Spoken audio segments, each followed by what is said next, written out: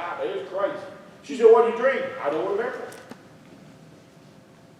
See, it's not like in the Old Testament with Nebuchadnezzar's dream, and the handwriting on the wall and all that. We've got the written Word of God that we can go back to, and it tells us what we need to know without dreaming all these crazy dreams. You know, I can eat a pickle at night and have a crazy dream.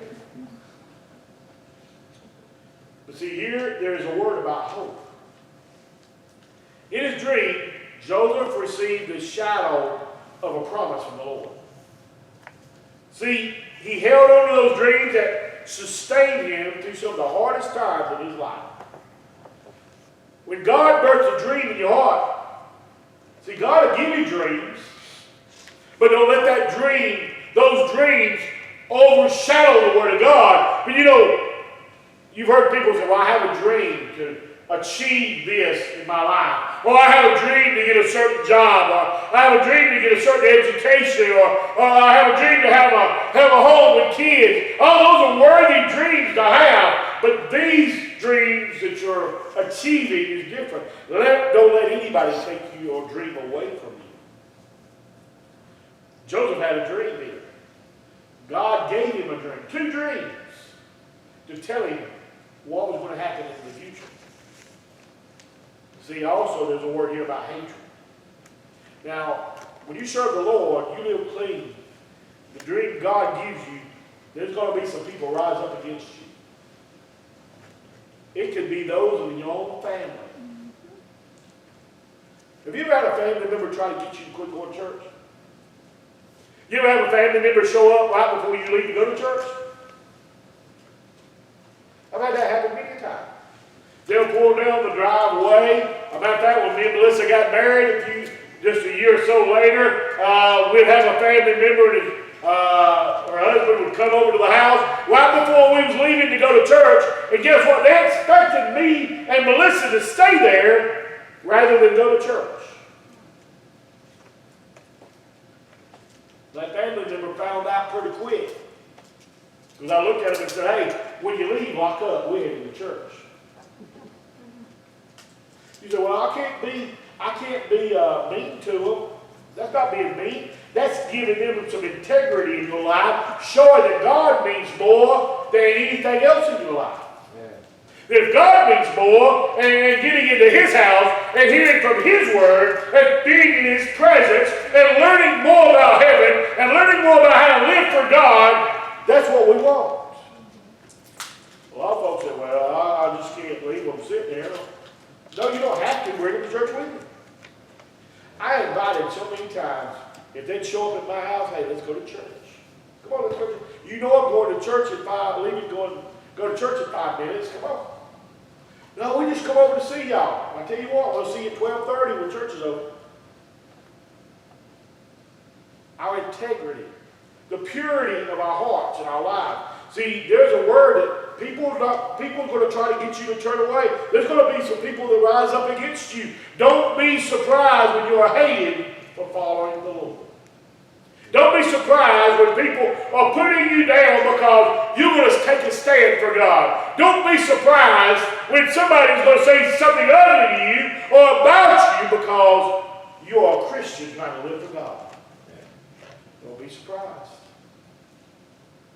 Don't let the haters stop you from achieving what God wants you to do in Christ's name. You have to look at it and say, hey, I'm a child of the King. And as being a child of the King, I want to be able to rise to the top. I don't want to stay down here. I want to get here with the Lord.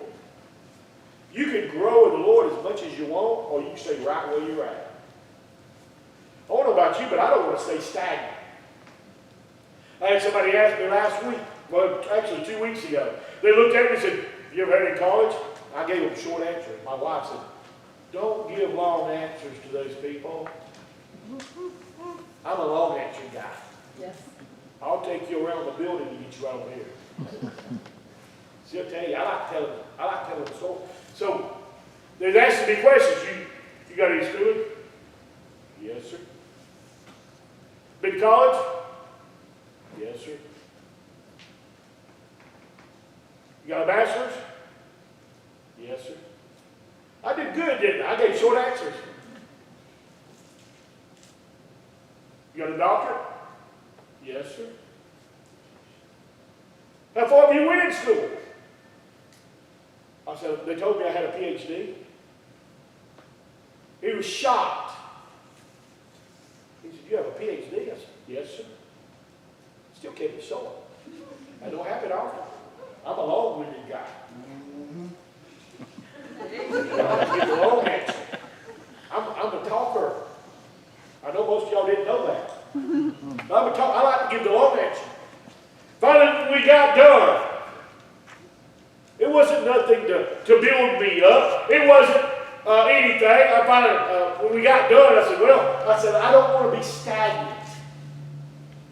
I said, my folks, I want to make sure they're getting something from a running stream and not from a stagnant pool. I've been pastor going on 20 years now, and I want to make sure, I can go back through the books and preach my old messages, but I want to keep them fresh. I want to keep them new. I want to make sure I get excited about it, where I can convey to you how important the Word of God is.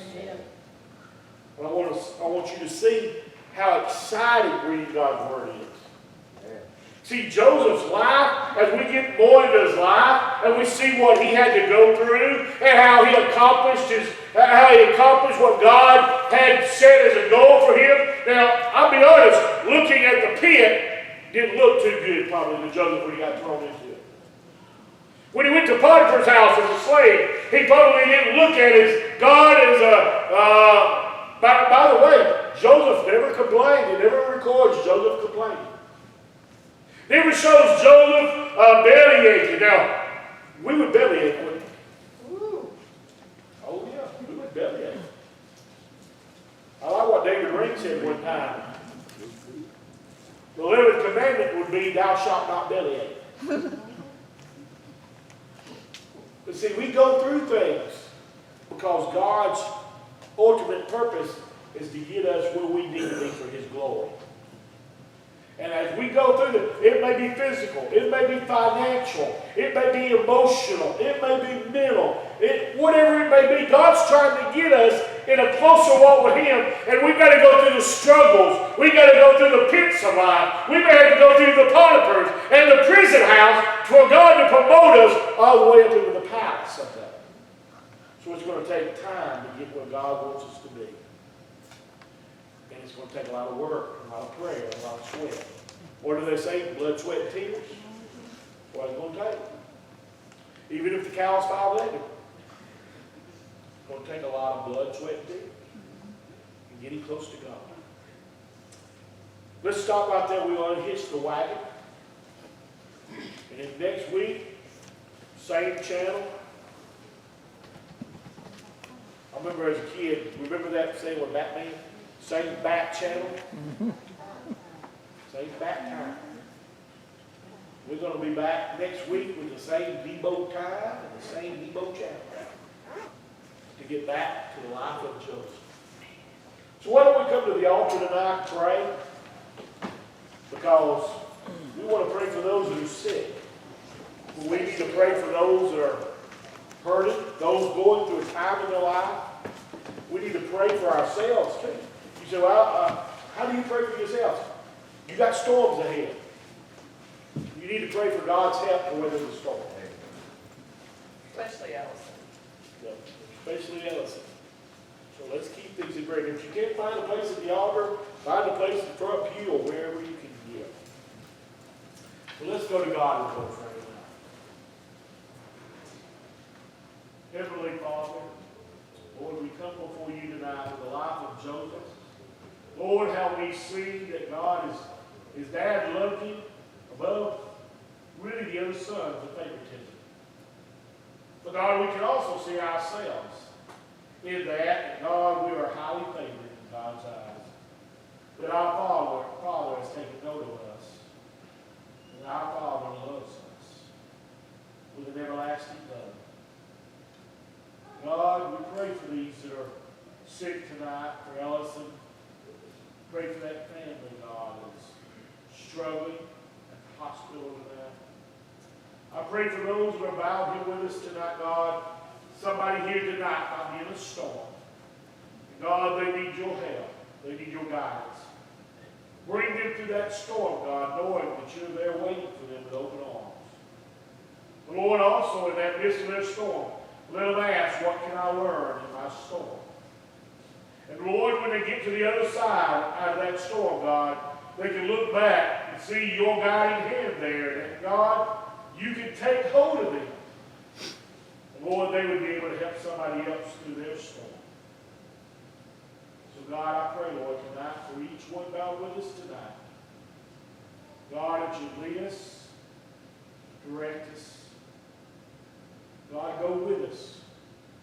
Lord, as we get ready to dismiss, Lord, even when we have our conference tonight, God, your name will be glorified. So, Lord, help us tonight. Bring us back to your house. Wednesday night, Lord, to hear our missionary come in. Lord, let us invite somebody to the house of God next Sunday. God, we will praise you, Lord. We ask this. In Jesus' name, amen.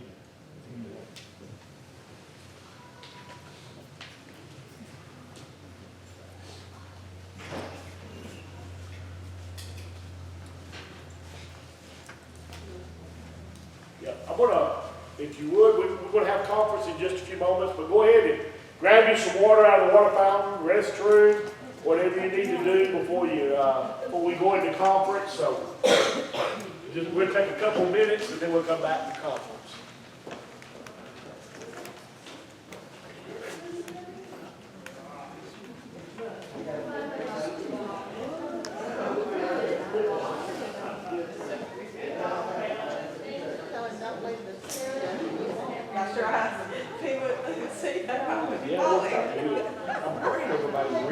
I showed her how to put it down by herself. Oh, okay.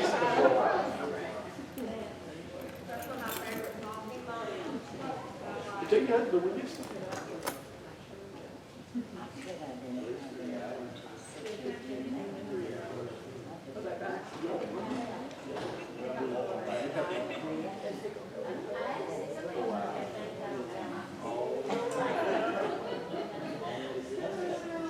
No, they're having. I'm sure you'll come up with something. Cynthia, she may not be paying attention. No, she's a new nursery worker. I'm gonna say Linda. She'll love that. Yeah. I'll put it this way. You're the new nursery director. Miss Martha. Miss Martha. Do you need a mic? You just got voted in by majority vote. I don't like these things. I'm so glad y'all had it. Oh, Joseph's helping a little bit. Well, we are like our people. I can't believe I do that sometimes. Do y'all live It's like the cow episode. My mind sometimes don't work straight. It works crooked. I thought it was like a drill or something. I was like, oh. Yeah, you do that.